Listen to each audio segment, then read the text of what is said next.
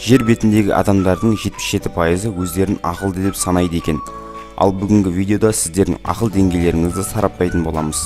Сұрақтардың шартын тыңдағасын видеоны паузаға қойып ойланып алуға болады. Қанша сұраққа жауап бергендеріңізді комментарийге жазып кетуді ұмытпаңыздар. Ал онда кеттік.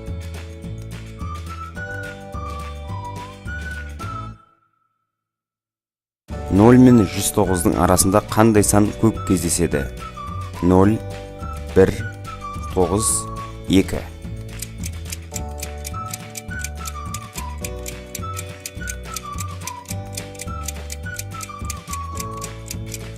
Әрине, бір саны көп кездеседі. Супермаркетте жарты жылда 3 рет ұрлық болған. Қаңтарда, наурызда және шілдеде.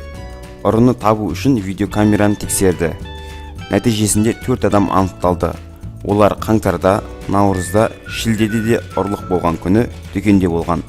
Осы 4 адамның қайсысы ұры деп ойлайсыз? Және неліктен?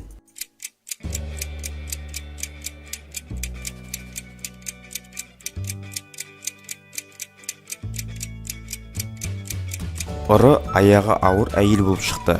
Оның іші 3 айда өзгеріссіз бір қалыпта болған. Ол ұрлаған заттарын ішіне жасырып алып шығатын болған.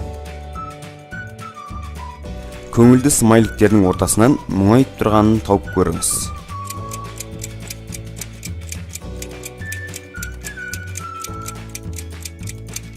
Сіз мұқият қарасаңыз, оның осында тұрғанын тапты деп ойлаймын.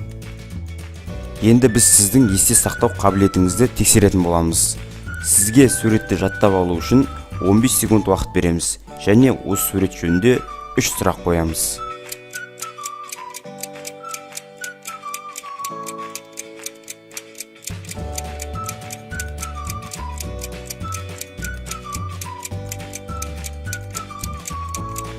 Суретке мұқият қарады деп ойлаймын. Енді сұраққа келсек.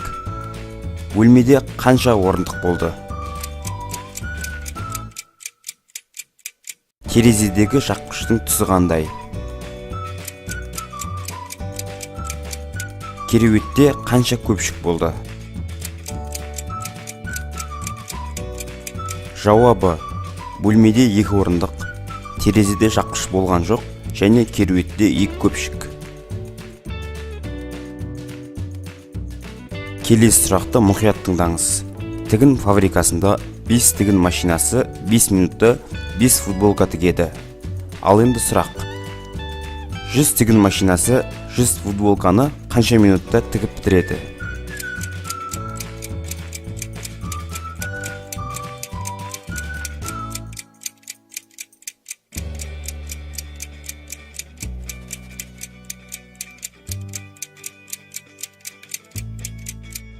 Әрине, жауап өте қарапайым.